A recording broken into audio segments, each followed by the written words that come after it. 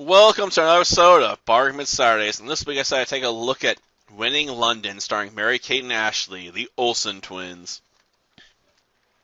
And gosh darn, does this stuff make me feel really old now, because I remember when It Takes Two came out.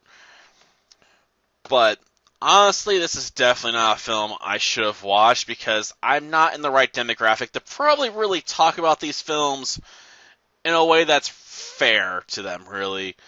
I mean, I find these movies, probably as a collective whole, I'm going to assume very boring, because Winning London just could not hold my attention.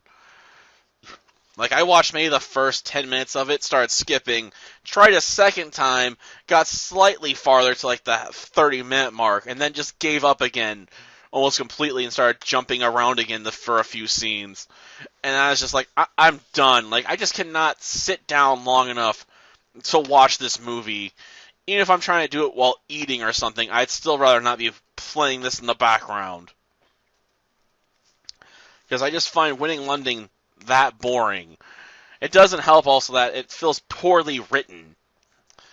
Like, seriously, they start off, explaining what the Mall UN is and how various, it's this massive organization involving various high schools that have kids, pretend they're in various nation states that are part of the UN, and basically present, resolutions or ideas or act at like diplomatic meetings or something, which are then judged by judges, which I assume are former diplomats or something.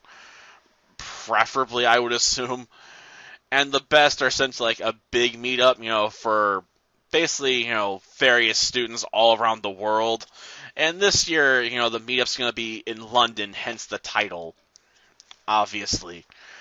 But when we get to the Olsen twins, the first thing to start us on is a flashback of them winning the Mall UN, a high enough level to be sent to the world event. I'm just like, we already knew they were going there based on the title Winning London, and then you just explain what the Mall UN is and what the big prize was. Be sent to London for a week, for basically so you can pretend you're in a mini session of the UN.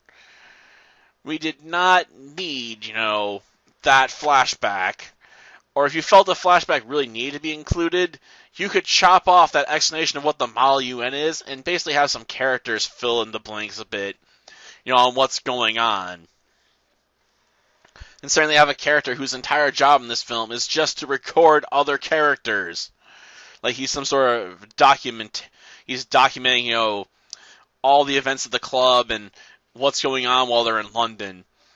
Which is why they have quite a bit of footage that's just obviously, from like some sort of like, meant to be like a home camera for making films or something. Though it might still be higher quality than, the average person might have been able to afford even back then. But yeah, there's a lot of footage in this film that's obviously shot, using a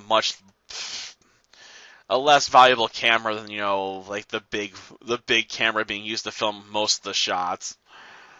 So it looks like found footage at times, which I just don't like either.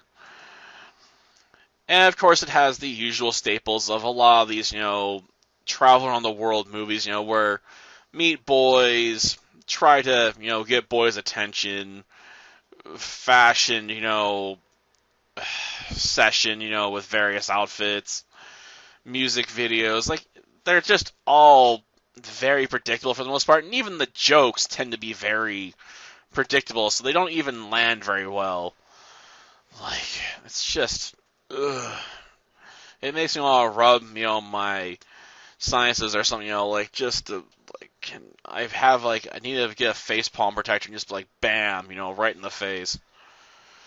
Maybe I should use an oven mitt for that purpose, but, yeah, like, I just could not enjoy this movie at all.